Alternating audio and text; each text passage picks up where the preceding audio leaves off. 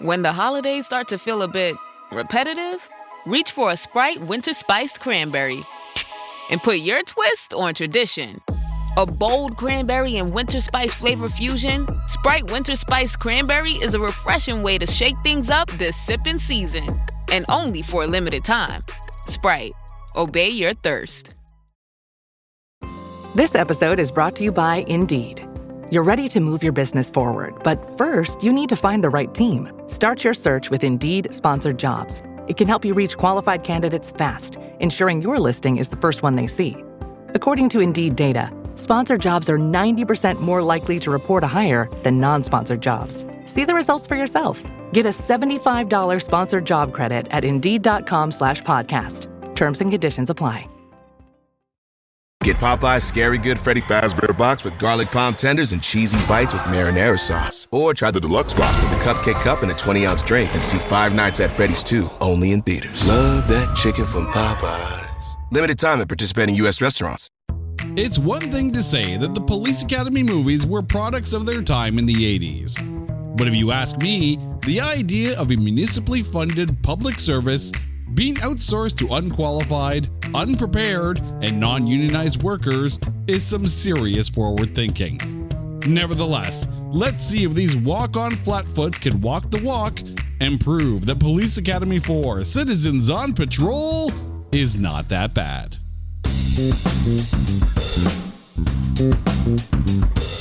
Welcome one and all to It's Not That Bad, the podcast that looks for A grades in B movies. Hello to all of our listeners in Regina, Saskatchewan, and around the world. How the heck you guys doing? All right, we are on our fourth round of Police Academy films. We are literally smack dab in the middle of the 7-movie Police Academy run. And I know my lovely wife, Carrie, is stoked because we have landed upon her favorite of the entire series. Everyone say hi to Carrie. Carrie, how you doing? I am so excited. I have been waiting literally a month plus a week. We took a week off. It's all good. I was down without a voice, so, but I have been waiting for this movie. I am so ready. It's a good thing that we didn't record for that week that you were sick, because you would have sounded like Bobcat Goldthwait while trying to record. I really like the movie.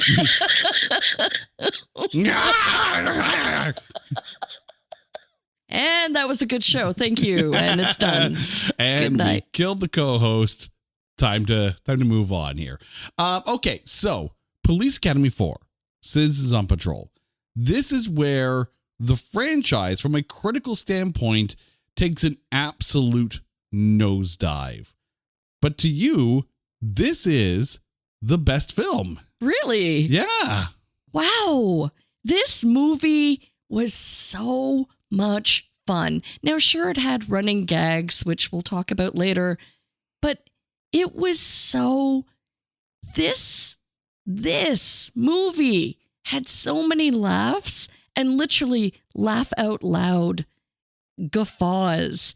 Like, in comparison to the first three, I mean, we just talked about the third movie where we're like, just pick a plot. Yeah. It had not enough of the characters that we liked, that we wanted to see a build. Mm-hmm.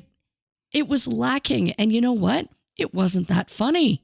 No, the third one really wasn't, no. But same could be said for the first and second. I mean, okay, there were funny parts, but this movie from start to finish had me in stitches. Now, I wonder, and I don't want to age you here, but I'm going to slightly age you a little bit.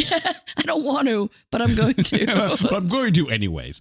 So Police Academy 4, this is kind of like in the era where you probably discovered the franchise. Like, is this movie to you like your first indoctrination into Police Academy? I'm not going to lie. I've seen the other ones, but this was the go-to. Mm-hmm. When I think Police Academy, I think Police Academy 4. So I think that I've seen the first one. at least parts of. Prior to this podcast, yes. Prior to doing this deep dive and, going to, I don't know, the never ending law school that is Police Academy. I've never seen the second until our deep dive, and nor the third, actually. Okay. Nor 7 and 8 for sure. Well, there is no 8 yet. 6 and 7 I can't add. And right now everyone listens like, she said 6, 7. Yeah. I still don't know what the that means. Anyways, let's get into Police Academy 4, Citizens on Patrol. But before we do, it is time to take this middle of the pack and trailerize it. In a city infested with crime, the police can't be everywhere. And even when they are, they're not really that good at their job. So leave it to the guy with the goldfish to come up with an idea that's surely sink or swim. Meet the Citizens on Patrol, a group consisting of people with no business being anywhere near a police uniform. Gun nuts, larger-than-life humans. Okay, so they're exactly like the current police officers.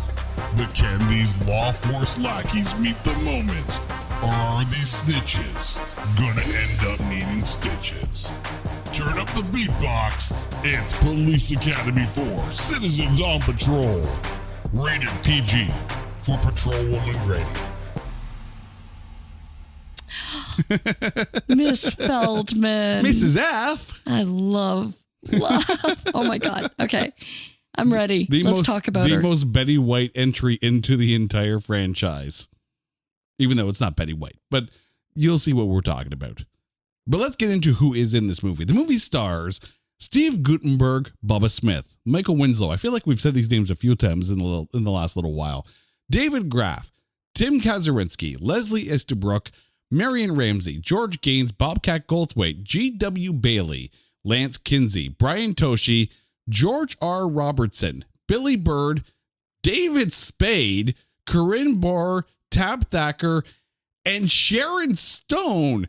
Also, a cameo by the one, the only, Tony Hawk.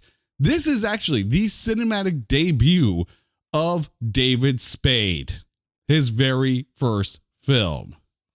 The movie was directed by Jim Drake and written by Gene Quintano. Had a budget of $17 million. Worldwide, it only grossed $28 million. When it debuted on the April 3rd, 1987 weekend, it debuted at number 1 with $8.4 million.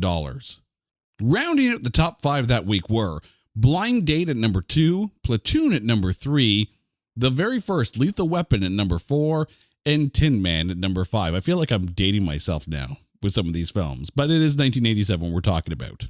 There are some accolades to talk about for this film, both good and bad. At the 1987 NAACP Image Awards, Michael Winslow was nominated for Outstanding Supporting Actor in a Motion Picture, but lost to Mario Van Peebles in Heartbreak Ridge. And I love Heartbreak Ridge. I do. It's one of my favorite Clint Eastwood movies of all time. And Mario Van Peebles was a ton of fun. And that is Stitch Jones. But this film, Police Academy 4, bears the distinction of the only film in the franchise to ever be nominated for a Razzie. At the 1998 Razzies, Let's Go to Heaven in My Car by Brian Wilson. Yes, Beach Boys' Brian Wilson was nominated for Worst Original Song for a Film, but lost to I Want Your Sex by George Michael in Beverly Hills Cop 2. But the funny thing is, we've talked about this category in this year before, because also nominated that year, Worst Original Song, You Can Be a Garbage Pail Kid. Aw, well, at least it wasn't the song that Bobcat wrote for his girlfriend. Well, that was very heartfelt. You can't Razzie heartfelt. I'm going to put this out there, though.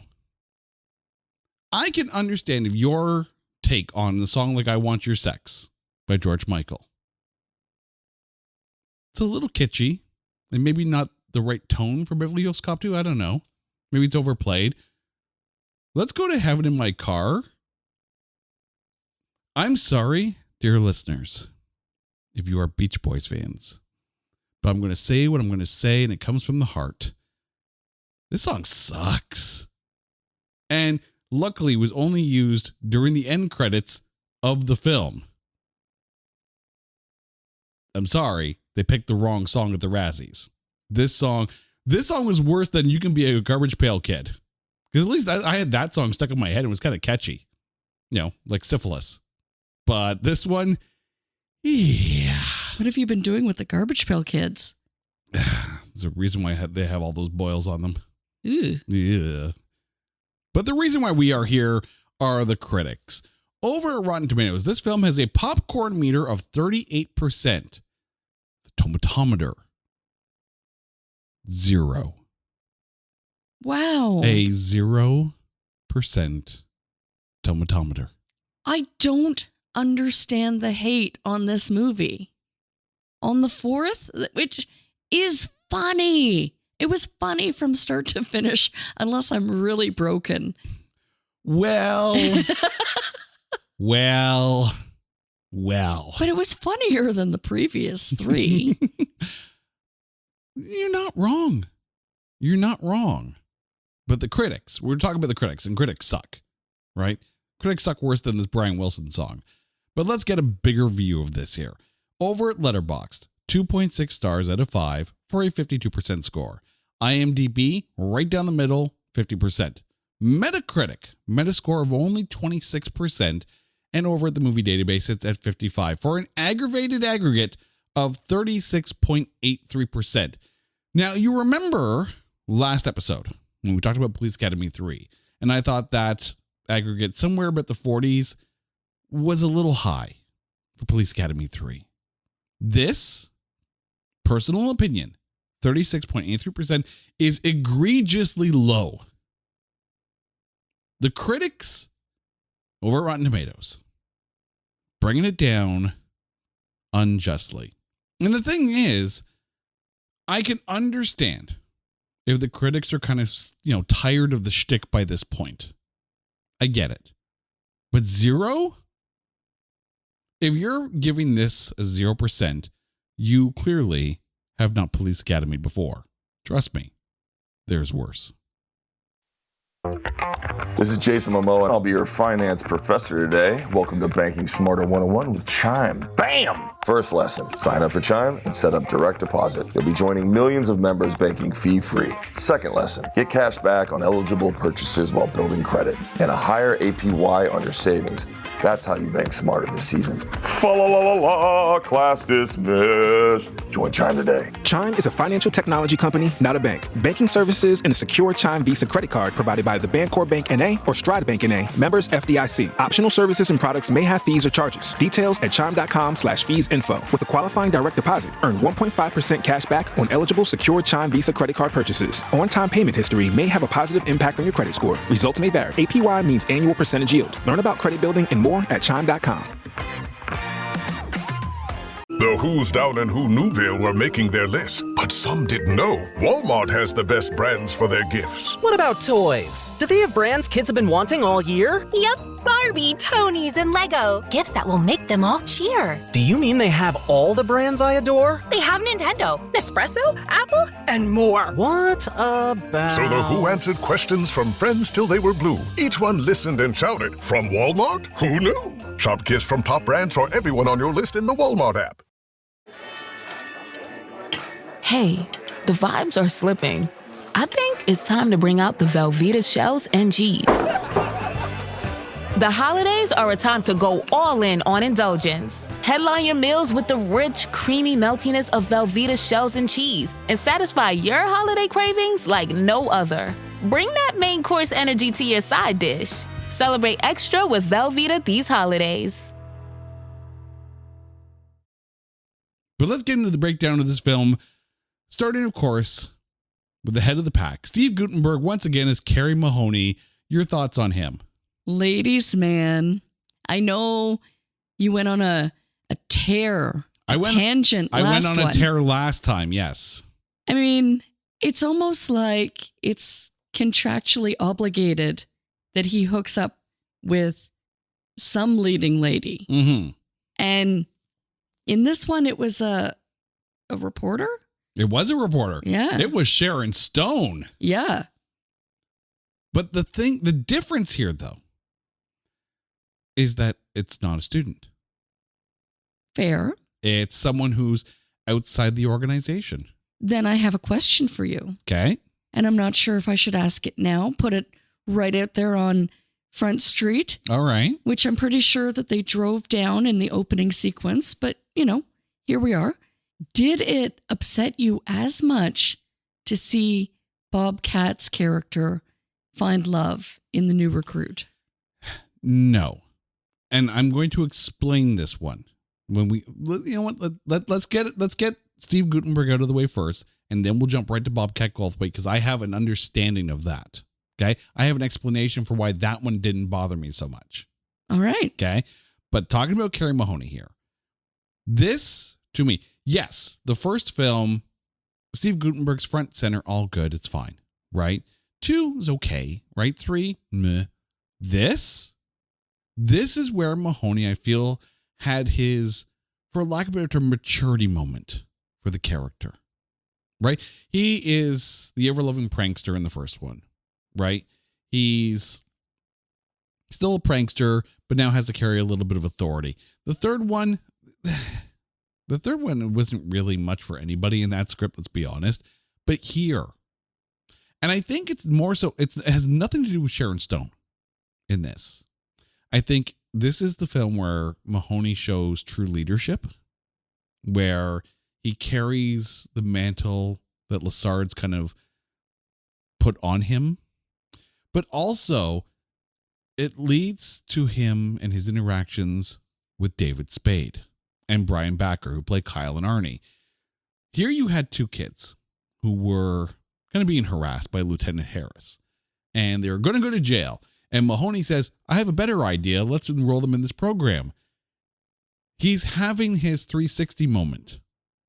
He's now on the other end of what he went through in the first film. Only in this time, he's the sergeant. He's the cop. He's the one who sees a better path for these punk-ass kids, get them involved in something. And Mahoney kind of takes them under their wing. And, plays a damn good prank on them. Yes, admittedly. I love the lesson in Hard Knocks for the kids. Mm-hmm. Oh my gosh. But you know what? It's the pranks that make Police Academy as a franchise. Yes. This is the kind of prank. And there's a reason why Brooklyn Nine-Nine was such a freaking good show, right? Because A, the pranks are good, right? The Halloween heist episodes are always fantastic, but the pranks happen as a unit. They're almost like team building in nature. This felt like a good team building, bonding prank run by the officers to shape up the new guys. I loved how this played out. All right, let's jump to Bobcat here, because apparently we have things to talk about here. So yes, when we talked about Police Academy 3, I had a problem with Mahoney blatantly hitting on Karen Adams, the cadet, like day one. And it's like Mahoney shows up. There's a woman here. I must hit on her. Oh, there she is. Yeah. No. That was really creepy. Still not as creepy as that Brian Wilson song. But anyways. But here we have Bobcat Goldthwait returning as Zed in all of his Bobcatness. But we also have Corinne Bohrer, and I apologize if I messed up her name. Remember, me, idiot, basement, microphone. Don't take anything I say seriously, except for the fact that don't listen to that Brian Wilson song. But anyways, the connection between the two. He's not hitting on her, and she's not really hitting on him. Like they just happen to be two strange little peas in their idiosyncratic, unique little pod. And this may be the second most wholesome relationship in the Police Academy universe thus far. Second only to Tackleberry and Kirkland. But even that felt similar to this, right? You had two gun nuts, hardcore gun nuts, totally made for each other. And let's be honest, Tackleberry's a little left to center. I love that we get to see, once again, a family dinner. Right. Now that the younger brother is on the police force, I guess Dad never did register, did he? Well, okay, so there was a lot going on with this film behind the scenes. So the previous director from Police Academy 3, Jerry Paris, had passed away, I guess, during the making or during the prep of this film. So originally Colleen Camp, with the original filming schedule, wasn't going to be able to come back. We weren't going to have the Kirklands really that too much. Jerry Paris, the father to Andrew Paris, who plays Bud Kirkland. So when Jerry Paris passed away, it was kind of hard to come back. So things changed here and there. But yeah. Interesting. I didn't know that. Yeah, it had to have been a rough go. It had to have been a rough go. So that kind of got glossed over a little bit, but they're there at least in one scene. But the movie went on and we got the story that we got. And I don't feel like the story lacked really for anything. I'm sure it was really hard to kind of get through the rest of the production, but the team did a fantastic job. But getting to this relationship, this made this a bit more of a Bobcat film, even more so than the third, but not to the point where it took away from the whole story. It didn't take away from the A plot. It was a nice, fun little C plot. I absolutely love too that the library scene, or where he's at the poetry reading. Oh my God. Like, he is just so funny. I don't even think he needs to have many lines, but when he does and he delivers them in his just classic guttural voice, just that Bobcat-ism. Tasmanian devilish. Yeah. He's so funny. And apparently, and if I remember correctly, he said in an interview that this was his favorite of the films to do because he got to spend so much time with his friend Tim Kazurinsky, who played Sweet Chuck, because those two are really tight. So this was kind of like a fun movie for them to do. But I didn't mind this relationship between Zed and Laura. Like, it didn't bug me like the Mahoney Karen one did in Police Academy 3. I thought it was freaking adorable. They were adorable. You know what? I love that of all of the characters on the police force, that it shows that there's somebody for everybody. You know what it kind of reminds me of a little bit? Do you remember when we did Fanboys? And you had Kristen Bell's character totally smitten with Windows. And he eventually came around and figured out, that, okay, I can get the girl. It's okay. This was fun. And I had never really seen Corinne Bear's work before. Like, she's one of those actors that looks familiar. Because even you were saying, who is this person? Mm-hmm. I thought it was Pia Zadora at first. She was adorable. But I think she's adorable because of the connection that she made with Zed on set. It was really, really cute. Bubba Smith returning as Hightower. Your thoughts on him? Fantastic as always. I love when he knocks over the lockers, mm-hmm. and just the look on his face. He's like, oh, like he doesn't know his own strength. Well, see, now apparently, like, he put a lot into that push in order to get the lockers to knock over. Tim Kazurinsky apparently was actually hit by the lockers. He didn't move too fast enough. Oh no. So apparently a lot of the reaction is an actual real reaction of like, oh crap, he got hit. And they didn't edit it. Well, They didn't. sometimes you go with the best take, right? But I feel like in this film, they gave Hightower a little bit more. Like, this feels like the second best film for Hightower. Oh, the shaman. Oh, the shaman in the back of the van. Like, there's the thing. Involve him in the things, right? He's good. He's funny. He was perfect for it, right? And even the connection with House, right? Here comes a guy who used to, I guess, babysit this kid. No longer a kid. It's huge, right? But you see that connection. This is what makes this film so much better than Police Academy 3, because they are similar stories in that in Police Academy 3, you had new trainees coming in to the police academy and the instructors had to kind of get them up to shape. Here you have not cops, the citizens on patrol, which at least that acronym makes sense. It's not like some things where it's like you hear the full title, then you look at the acronym and go, oh, you didn't think about this. Oh, like the poop fair instructors. So let me explain to all of our non-GTA listeners. If you ride the GO train in the Greater Toronto area, you occasionally might be requested to show your fare. And that's okay. It's okay. Tickets, please. It's all good. But they call these officers here provincial offense officers. Provincial offenses officers. They are poo. At some point in the marketing of all of this, someone has to take a look at the name, look at the potential acronym and go, no, we can't do this. We cannot send these people out known as poo. Cop, perfect.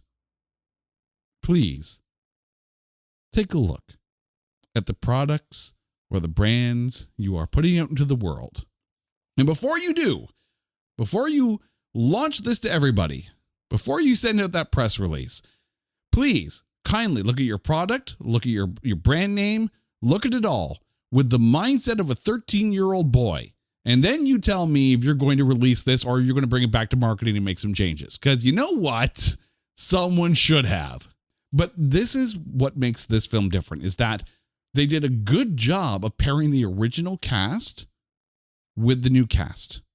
Similar to what they did with Jones and Nogata in Police Academy 3. That pairing worked and worked well. Here, the pairing between Hightower and House, it could have been developed a little bit more, but I think it was well enough done. Michael Winslow returning as Jones again. The dude's a gem. As always. I mean,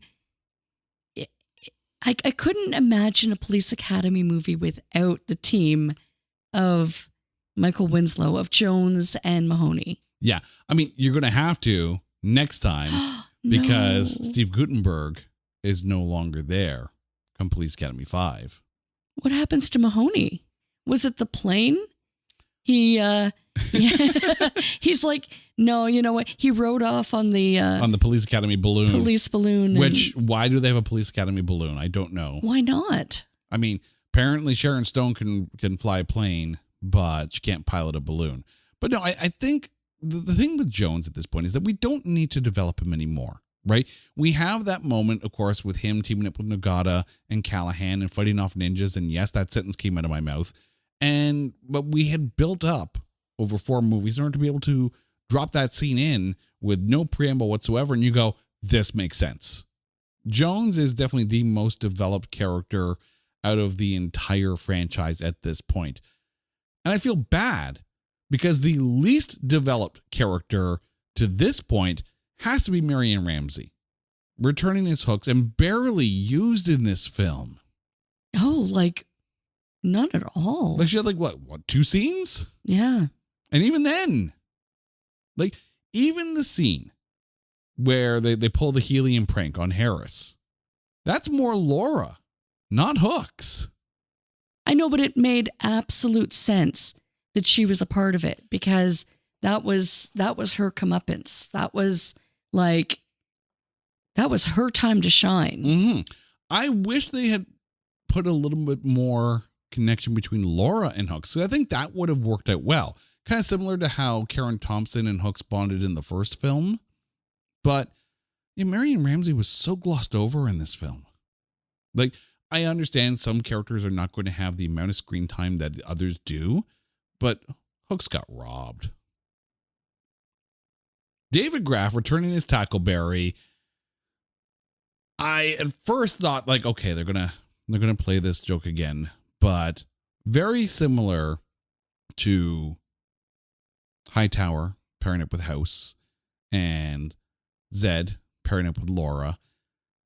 Then you got Tackleberry, and he's made so much better by Billy Bird as Mrs. Lois Feldman, Mrs. F. Tell me Billy Bird didn't bring out the best out of Tackleberry. Oh my God. You know what? The only thing that would have made even more sense if like they had been related. It felt like this is like Tackleberry's long lost mom.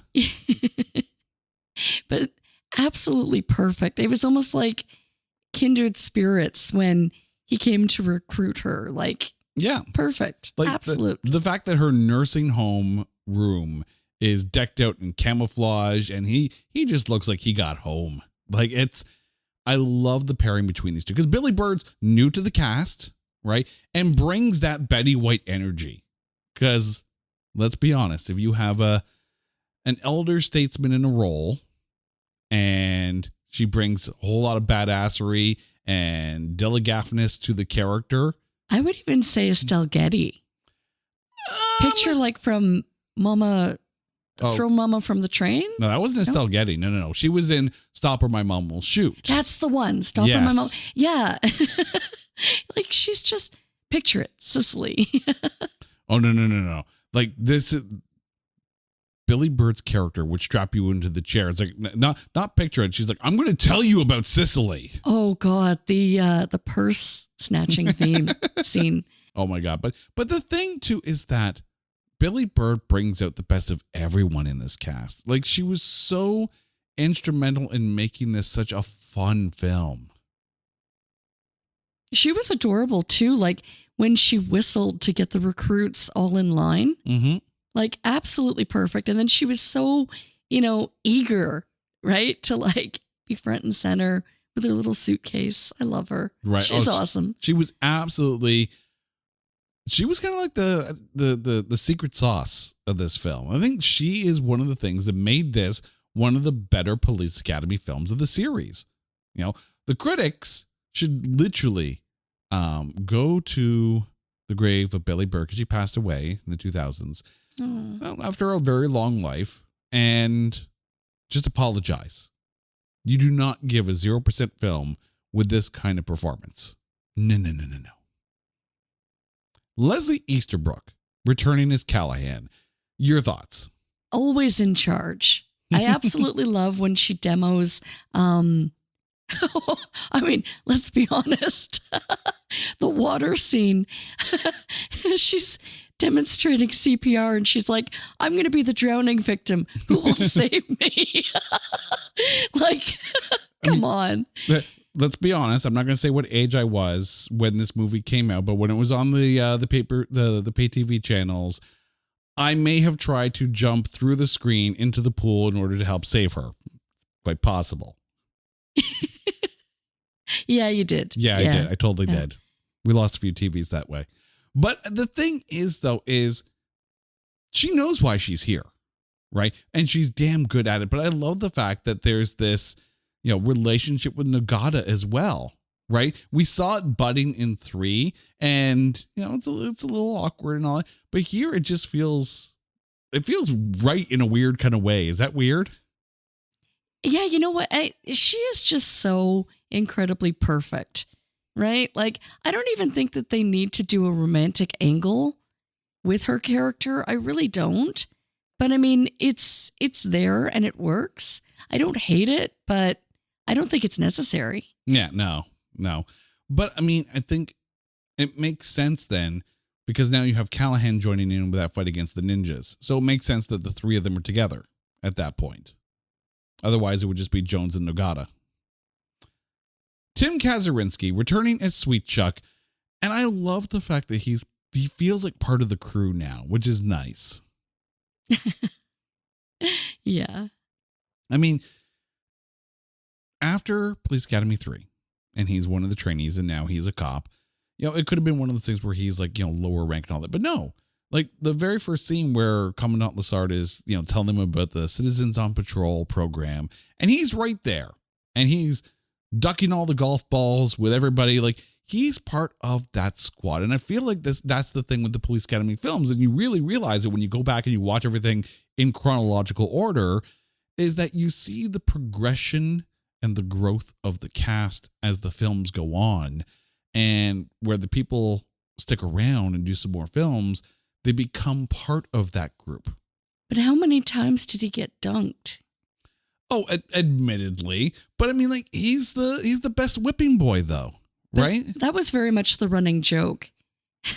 And the poor little guy can't climb the ropes without, being thrown. But that's the thing. Sweet Chuck is the physical comedy guy. Yeah. Right? He's the one that's going to take the whatever to the nuts and whatever to the head. Apparently the locker. And the everything, right? Who knew? And yeah, he's going to be the guy that gets thrown around, beat around, and just knocked down. But he gets back up again. That's Sweet Chuck. And it's okay because sometimes you want that Abbott and Costello, Three Stooges style slapstick comedy because it's funny, And I speak for my wife, who laughs every time someone gets something to the nuts. Truth. George Gaines returning as Commandant Lassard for one of his many, many appearances in many, many Police Academy films, and apparently with many, many goldfish. Your thoughts on him? I love that they, literally put it out on Front Street. He was teaching English to... I don't know, where was he? He was off on a course or... Yeah, so basically it was a dealing with the foreign delegation and explaining to them this Citizens on Patrol program to try to branch it out to other police precincts and organizations around the world.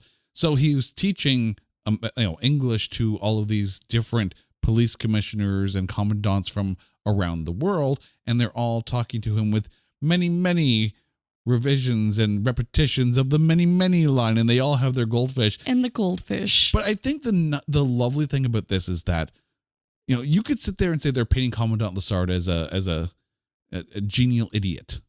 But no, they're painting him as the sane one in an insane world. And it kind of just adds just a lovableness to his character.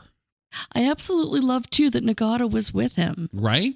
Because I'm watching this, and we get to that point where I'm like, we haven't seen Nagata in a while. I know he's in this film. Oh, there he is. And it makes sense that he's part, he's helping organize this, foreign delegation kind of meeting ground kind of thing to help an exchange of ideas. This is why you have an international cast for something like this. Well, it just shows so much growth in the characters, right? Mm-hmm.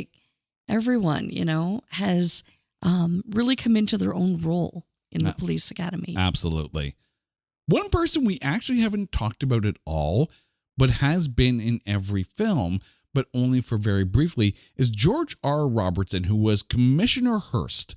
So this is the guy who's, talking about, he's the one who puts Harris in charge of the Police Academy while Commandant Lassard is off at this convention. But he's been in every single film, but only very briefly. This one feels like they gave him a little bit more, a few more scenes to dive into. So Commissioner Hearst, through the series for you, how's he been? I like that just throughout all of the movies, his character plays it straight, Mm-hmm. You had mentioned that Commandant Lassard was kind of the sane one in the crazy world, but he is definitely he's the normal one. He's the king cop at this point. Right, yeah. Right. But you know what? He always seems to have the best interest in the school. Mm-hmm. He calls out Harris and then in Mauser in 2 and 3, for being total ass kisses, for being just not necessarily the good cops, but like just the worst people, right? They can still be good cops, but they can just be horrible people. And that's okay. But the thing is, Hearst's character never changes. But the to this point, you've had a consistency of the main cast and even these little side characters like Hearst. And that lends itself to the credibility of the first 4 films. Like I said, I know it's going to start changing when we get to Assignment Miami Beach, but at least here, it still feels like comfortable common ground. Speaking of comfortable common ground, Captain Harris is back. G.W. Bailey here to torment everybody. And thank God he's back, because I missed him. I like him a lot more than the ass kiss. Mm-hmm. Oh, Mauser, yeah. Mauser, yeah. Did they ever like mention though what happened? Like, is he just off leading his? Well, I assume his school. His school went gets under. shut down, exactly, and the Lassard's Academy continues. But Harris is the hard ass, right? But I think the one thing I like about Harris in this one more than the first one is that he's less racist in this one. He's less xenophobic in this one.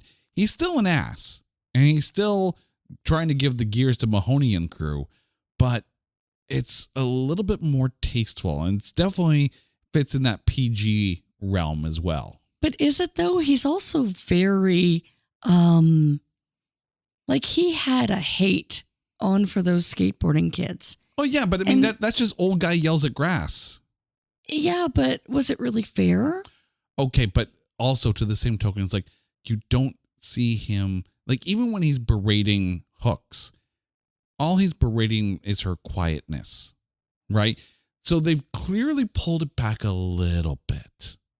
And I think that works in Harris's favor because now he's still that guy you want to see get his comeuppance, but I think Harris is a bit more digestible for a wider audience at this point. I think so. And remember that Police Academy 4 was the first movie that I saw. So I've kind of gotten used to his character, which is why I found the first one really hard to watch because he definitely was far more racist and just mean. Yeah, and that's the thing. There's a reason why the first one is rated R and this one is only rated PG-13. But right beside him, Lance Kinsey as Proctor, now working alongside Harris instead of Mauser. Your thoughts on Proctor? So funny.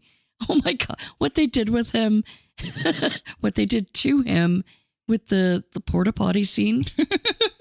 Brilliant. Yeah. I love the pranks. Like this movie it was smart. It was funny and it was smart. Yeah, they clearly took some time to think about these pranks. It wasn't just like yes, the megaphone one was a very quick and easy gag to pull off, right? Yes, some of the other ones are a little easy to pull off. This one, they clearly went in with a plan for some of these, and I love that they did.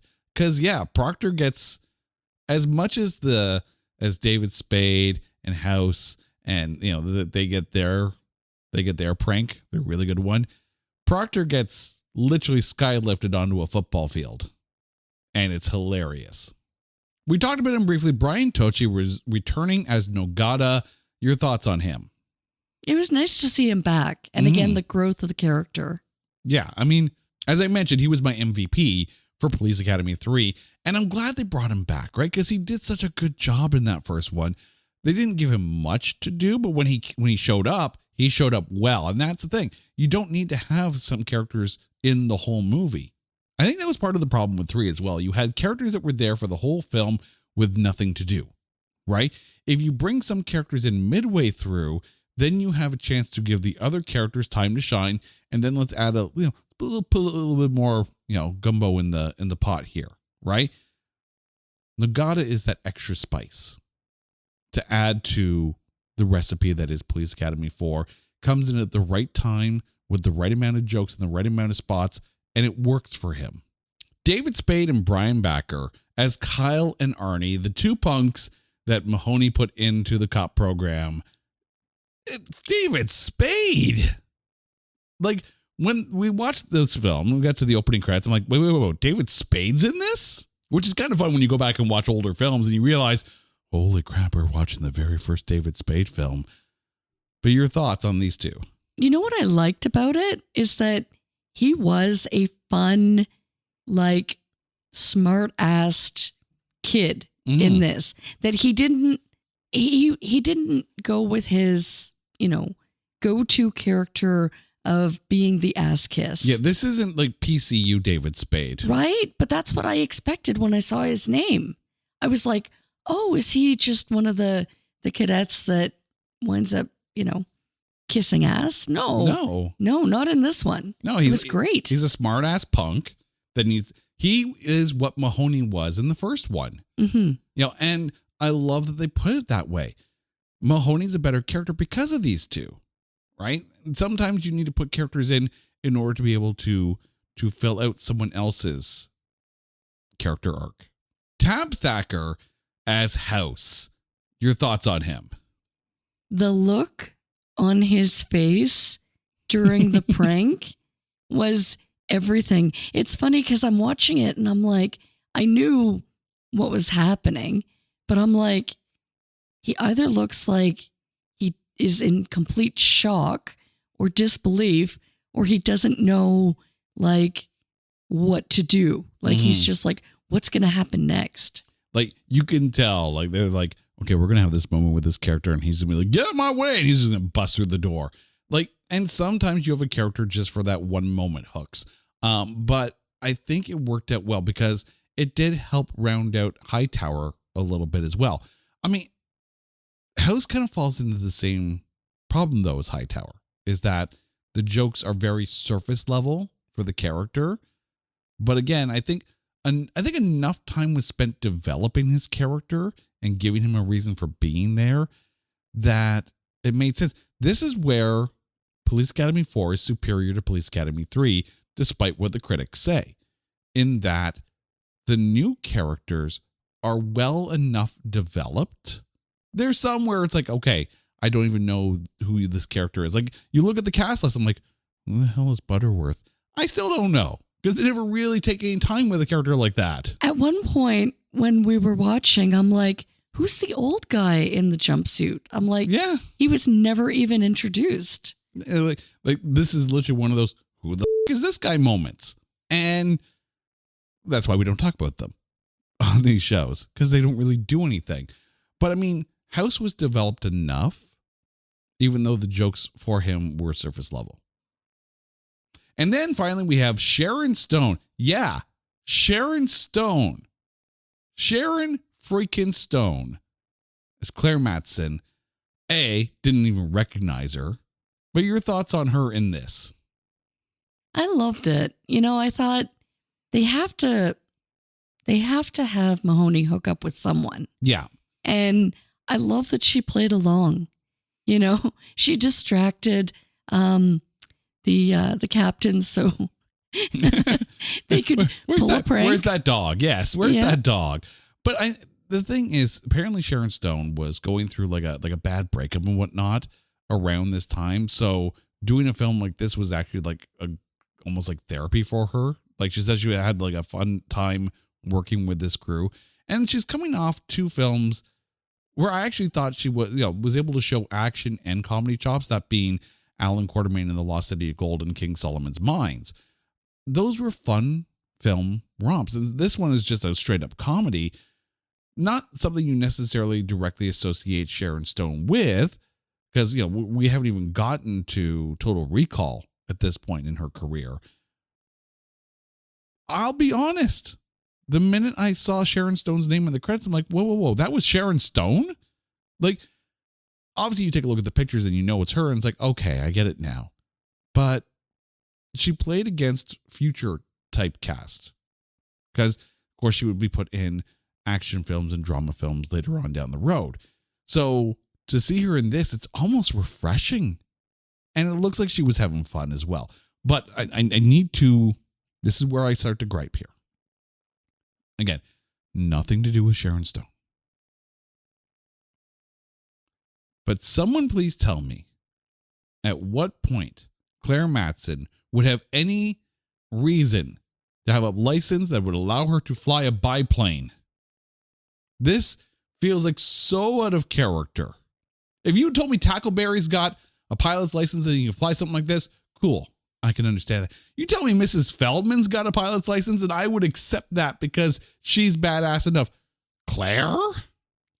You tell me that Bobcat and like Zed and... But they weren't flying the plane. Somebody was? Yes, somebody was, but the two of them were sitting in the passenger seat in the biplane. The pilot sits in the back seat. Okay, fair. Which is why Claire was in the back seat. So that's how Mahoney was able to get it on the wing and try to get onto the other plane. But yeah, it just made no sense for Claire to be able to fly the plane. Many planes, many planes, and many questions balloons. about many characters that make no sense whatsoever. Oh, I'm just going to give them a warning shot. But again, that was a good Proctor moment because that's something you would totally expect Proctor to do. Yes. Right? Claire it felt like they needed someone to be able to fly the plane. Claire just made the most sense at the time, yet it doesn't make sense when you look at it afterwards. All right. So I know this is your favorite film of the set. Yes, it is. So now you're going to have to really think about this then. So who is your MVP from your favorite Police Academy film, Citizens on Patrol? With a bullet, Miss Feldman. Oh, I could have put Vegas money down on this and won something. I mean, I also love the relationship.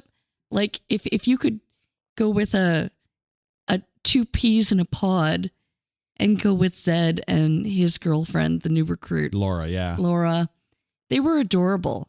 Their budding relationship, the fact that, you see her later on with his leather jean jacket mix, like the real punk look. They were just absolutely adorable.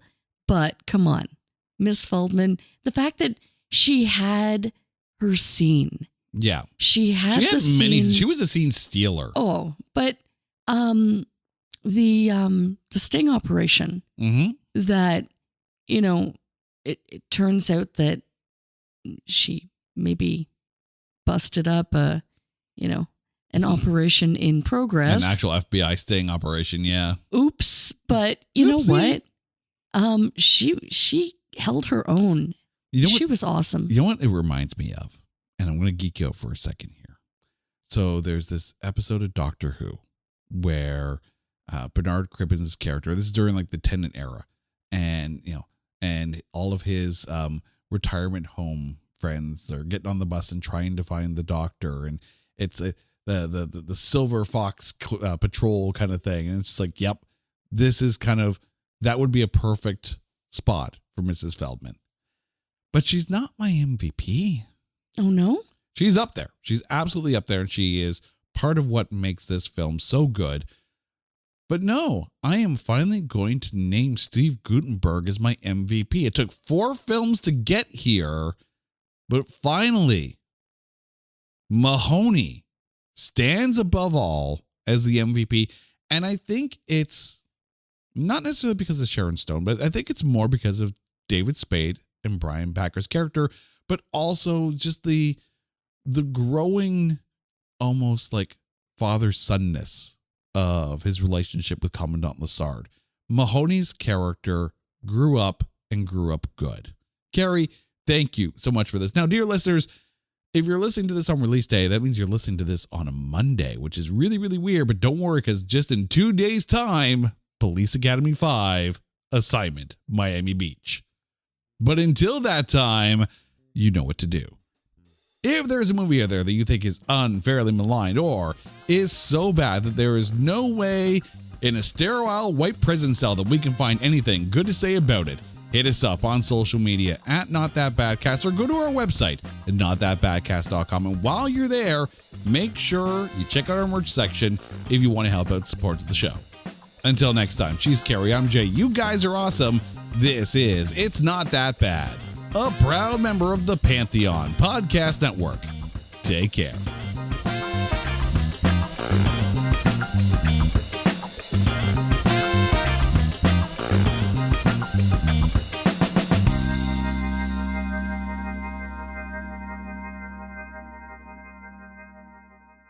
Hey, Ryan Reynolds here for Mint Mobile. You know, one of the perks about having 4 kids that you know about is actually getting a direct line to the big man up north.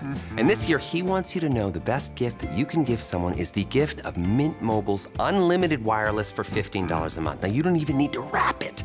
Give it a try at mintmobile.com/switch. Upfront payment of $45 for 3-month plan equivalent to $15 per month required. New customer offer for first 3 months only. Speed slow after 35 gigabytes if network's busy. Taxes and fees extra. See mintmobile.com.